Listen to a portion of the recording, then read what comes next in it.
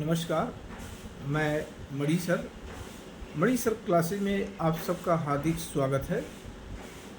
आज का विषय है आर्थिक मोर्चे पर भारत और अमेरिका के बीच उत्पन्न टकराव तथा उसके दूरगामी प्रभाव, कारण और प्रभाव। देखिए, ये टॉपिक काफ़ी ज्वलंत है। आज वैश्विक मीडिया का एक प्रमुख रूप ले चुका है। तो इस टॉपिक पर मैं चर्चा करने जा रहा हूँ। ये प्रतियोगी छात्रों के लिए भी काफ़ी महत्वपूर्ण है। देखिए, एक बात सत्य है, अंतर्राष्ट्रीय राजनीति में न कोई अस्थायी मित्र होता है, न अस्थायी शत्रु होता है।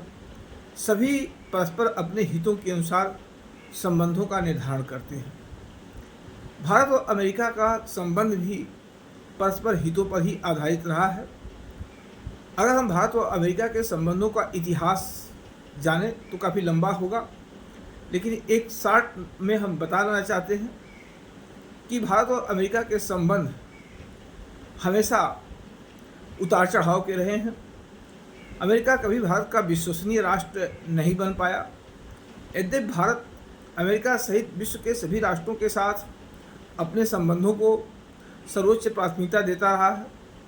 भारत एक स्वतंत्र राष्ट्र है और उसकी स्वतंत्र नीति है।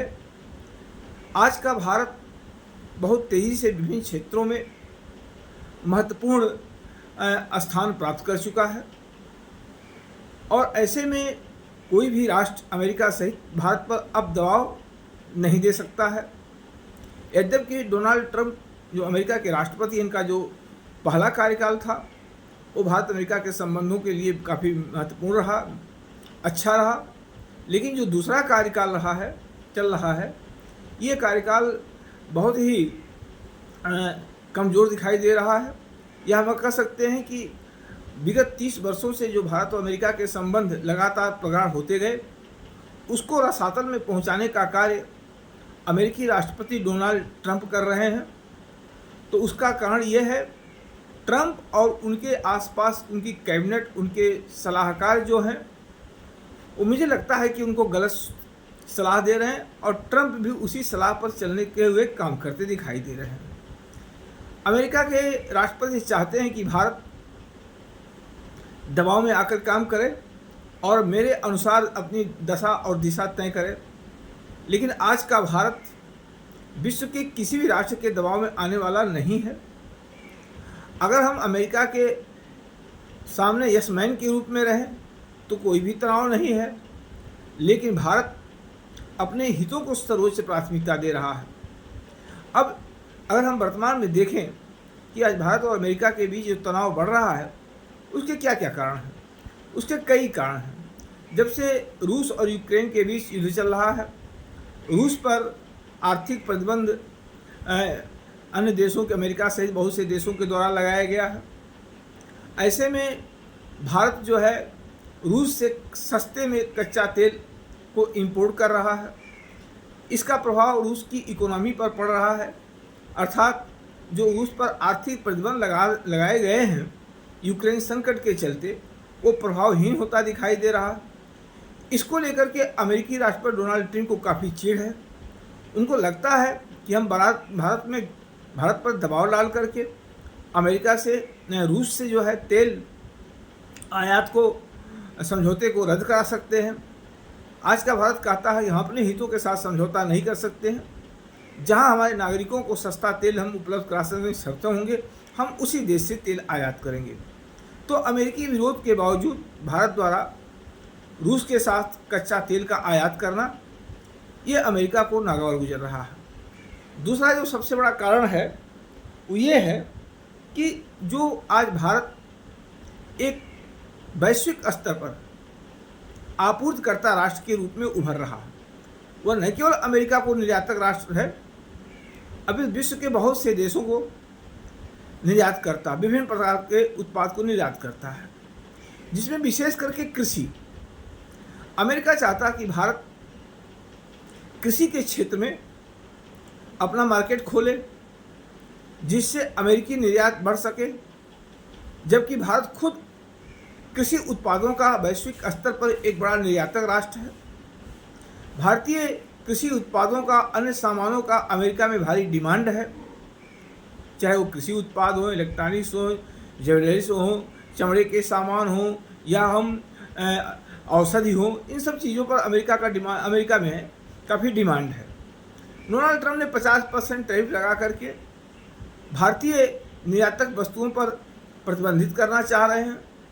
उनका ये मानना है कि ऐसा करके हम अपने स्वदेशी उत्पादन को बढ़ावा दे सकते हैं, जबकि अमेरिका में डोनाल्ड ट्रंप की इसी नीति का जम करके विरोध हो रहा है। भारत कहता है कि आपके टैरिफ से हम डरने वाले नहीं हैं। अगर हमारे उत्पाद आपको पसंद नहीं है, आप नहीं लेना चाहते हैं, टैरिफ लगा करके उनको मार्केट से बाहर करना चाहते हैं, तो हमारे विश्व में बहुत से ऐसे देश हैं जो हमारे उत्पादों को आसानी से ले सकते हैं और ले भी रहे हैं। अभी रूस ने कहा कि हम जो आप अमेरिका को अपनी दवाएं निर्यात करते हैं, हम सारा दवा लेने के लिए तैयार हैं। कई अफ्रीकी देशों में हमारे दवाओं का निर्यात होता है। अन्य और देश भी और तैयार हो गए हैं। कहने का वो मतलब हमारा ये है कि आज का भारत दबाव में काम करने वाला नहीं है। वसुधैव कुटुंबकम के भाव से काम करेंगे, परस्पर हितों पर ध्यान देंगे तो साथ चलने के लिए भारत हमेशा तैयार रहता है। लेकिन अगर आपने कूटनीतिक, राजनीतिक या दोगलेपन के द्वारा भारत पर दबाव डालने का कोशिश करेंगे तो वो संभव नहीं है भारत के समक्ष। तो भारत का दूसरा सबसे बड़ा चीज़ ये है कि भारत और अमेरिका के बीच व्यापार को लेकर के है। अमेरिकी राष्ट्रपति अपने हितों के अनुसार व्यापार को, समझौते को लाना चाहते हैं, जो भारत को स्वीकार नहीं है। क्योंकि अगर हम अमेरिका के शर्तों को स्वीकार करते हैं तो हमारे यहाँ कृषि क्षेत्र पर इसका बहुत ही नकारात्मक प्रभाव पड़ेगा, क्योंकि अमेरिकी जो कृषि उत्पाद हैं वो काफ़ी सस्ते हैं। देखिए, एक कहानी यह है कि काफ़ी लंबी समय से WTO में विकसित और विकासशील देशों के बीच दो चीज़ों पर काफ़ी बहस चल रहा है। पहला कि विकसित देश चाहते हैं कि विकासशील देश अपने कृषि के क्षेत्र में सब्सिडी को कम करें या सब्सिडी समाप्त करें, और दूसरा चाहते हैं श्रम मूल्य को बढ़ाएं। दोनों चीज़ें विकासशील देशों के लिए हित में नहीं है। अगर हम श्रम मूल्य बढ़ाते हैं, क्योंकि हमारे यहाँ श्रम मूल्य सस्ता है, तो श्रम मूल्य सस्ता होगा तो उत्पाद मूल्य विकसित देशों के तुलना में कम होगा। ऐसे में अंतर्राष्ट्रीय मार्केट में हमारी वस्तुएं जो है सस्ती होंगी और उनकी डिमांड बढ़ेगी, निर्यात को बढ़ावा मिलेगा। विकसित राष्ट्रों को इसका नुकसान उठाना पड़ सकता है, क्योंकि अब भारत सहित बहुत से ऐसे देश हैं जो उच्च क्वालिटी के वस्तुओं का उत्पादन और निर्यात करने में लगातार आगे बढ़ रहे हैं। तो सबसे बड़ा श्रम मूल्य को लेकर के है और दूसरा सब्सिडी को लेकर के है। अब ये देखिए, दोहरानी सब्सिडी को लेकर के है। अमेरिका अपने किसानों को 100% सब्सिडी देता है, अर्थात किसानों को अपने सामने लागत का कोई समस्या ही नहीं है, जबकि भारत जैसे विशाल देश में हम 100% सब्सिडी नहीं दे सकते हैं, क्योंकि इससे हमारी अर्थव्यवस्था पर बहुत गहरा नकारात्मक प्रभाव डाल सकता है। तो ऐसे में हमारे जो उत्पाद हैं वो थोड़ा महंगे हो जाते हैं। अमेरिका का उत्पाद सस्ता है। अगर कृषि से संबंधित वस्तुओं का मार्केट हम अमेरिका के लिए खोल दें तो जहां हमें अपने सामान पर बिक्री होनी चाहिए, वहां पर अमेरिकी उत्पादों का बिक्री होना शुरू हो जाएगा। आप उसी तरह समझ जाइए कि चाइना के जितने भी सामान हैं वो काफ़ी सस्ते होते हैं, इसलिए भारत के मार्केट में क्या है, भरे पड़े हुए हैं। तो भारत का लघु और कुटीर उद्योग इससे कहीं कहीं क्या हुआ, बुरी तरह से प्रभावित हुआ। घरेलू उद्योग प्रभावित हुए हैं। वैसे अगर हम अमेरिका के लिए खोल दिए कृषि क्षेत्र, तो हमारा कृषि क्षेत्र जो है काफ़ी प्रभावित होगा। इससे हमारे किसानों को काफ़ी क्षति होगी। भारत इसको लेके किसी भी मुद्दे पर स्वीकार्य नहीं है। तो अमेरिका को चिढ़ इस बात को लेकर के भी है। डोनाल्ड ट्रंप चाहते हैं कि जैसा हम कहें वैसा भारत करे, जो संभव नहीं है। और तीसरा ये है कि जिस तरह से अमेरिका पाकिस्तान को अपना कूटनीतिक, राजनीतिक, सामरिक समर्थन देना शुरू कर दिया है, तो निसंदेह ही अगर पाकिस्तान और अमेरिका के बीच रणनीतिक संबंध बढ़ते हैं तो इससे भारत और अमेरिका के रणनीतिक संबंध प्रभावित होना तय है। अमेरिका हमेशा दोहरी नीति का अनुसरण करता रहा है। अमेरिका का दोगलापन है ये। एक तरफ कहता है आतंकवाद के मुद्दे पर हम भारत का साथ देंगे, और दूसरे ही तरफ एक आतंकवादी देश पाकिस्तान को हर संभव सैन्य सहायता भी देता है, राजनीतिक संरक्षण भी दे रहा है, आर्थिक सपोर्ट भी कर रहा है, यह जानते हुए कि दुनिया में आतंकवाद का एपी सेंटर अगर कहीं है तो वो पाकिस्तान है। जिस तरह से पहलगाम पे आतंकी हमले हुए, उसका दोषी कौन है ये अमेरिका को पता है। लेकिन इसके बावजूद ऑपरेशन सिंदूर के दौरान डोनाल्ड ट्रंप ने और उसके बाद जिस तरह से पाकिस्तान को संरक्षण देना शुरू किया है, इससे भारत को स्वाभाविक रूप से सोचना भारत का एक मजबूरी हो गई है। तो मेरा मानना है कि आज जो कुछ हो रहा है भारत और अमेरिका के बीच, वो शुभ संकेत नहीं है। अगर डोनाल्ड ट्रंप की नीतियां इसी तरह से रही हैं तो इसका दूरगामी असर पड़ सकता है दोनों देशों पर। अब भारत पर अनावश्यक आपने दबाव डालने का प्रयास किया, फिजूल का दबाव, चाहे वो भारत और रूस के बीच तेल के व्यापार को लेकर के हो, चाहे भारत और अमेरिका के बीच अन्य कृषि अन्य क्षेत्रों के व्यापार को लेकर के हो, और जिस तरह से आपने पाकिस्तान के साथ अपनी रणनीतिक संबंधों को बढ़ावा दे रहा है अमेरिका, उन सब के मुद्दों को लेकर के है। ये तीनों मुद्दे ऐसे हैं जो भारत के हितों के लिए प्रतिकूल हैं। तो ऐसे में अगर अमेरिका भारत पर इसी तरह से दबाव डाला तो इससे अमेरिका को भारी कीमत उठानी पड़ सकती है, क्योंकि आज का भारत काफ़ी बदल चुका है। आर्थिक मोर्चे पर काफ़ी स्ट्रांग है, सामरिक मोर्चे पर काफ़ी मजबूत है, राजनीतिक मोर्चे पर काफ़ी स्थिर है। तो आर्थिक, राजनीतिक और सामरिक शक्ति जो किसी देश के राष्ट्रीय शक्ति का आधार होता है, इस तीनों मोर्चे पर भारत की स्थिति काफ़ी सुदृढ़ है। तो भारत इतनी जल्दी या इतनी आसानी से हार मानने वाला नहीं है। अगर अमेरिका की नीतियाँ इसी तरह से रहीं तो इसका नुकसान अमेरिका को भी उठाना पड़ सकता है। जैसे भारत एक बड़ा बाजार, मैं मानता हूँ कि हमारी परचेजिंग पावर अमेरिका की तुलना में काफ़ी कम है, लेकिन एक विशाल आबादी वाला देश है, विश्व का एक बड़ा बाजार बन चुका है भारत की परचेजिंग पावर लगातार बढ़ती जा रही है। तो अमेरिका को भी इसका नुकसान उठाना पड़ेगा। आप ऐसे समझ लीजिए, अगर हमने अमेरिका के साथ बोइंग समझौता रद्द कर दिया तो अमेरिका का उड्डयन उद्योग प्रभावित होगा, और कम से कम 10 लाख जो है नौकरियां जो मिलने जा रही हैं इस समझौते से, वो भी खटाई में पड़ जाएगा। अमेरिका के 40% औसत का निर्यात हम करते हैं, उनके लिए सोचने के लिए हो जाएगा। अमेरिका की बहुत सारी बहुराष्ट्रीय कंपनियां भारत में निवेश की हुई हैं या निवेश करने की इच्छुक हैं, तो वो भी संदिग्ध हो जाएगा।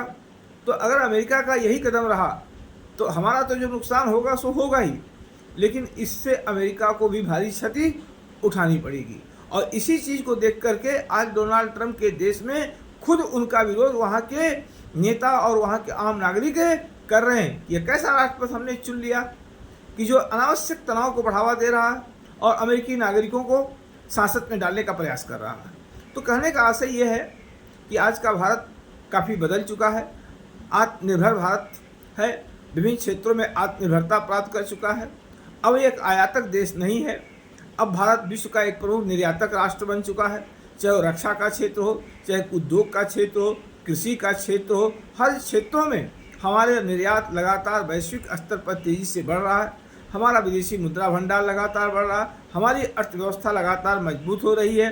भारतीय नागरिक जो है दुनिया भर में विश्व के विभिन्न देशों में जो बहुमूल्य योगदान दे रहे हैं उसको कोई इग्नोर नहीं कर सकता है।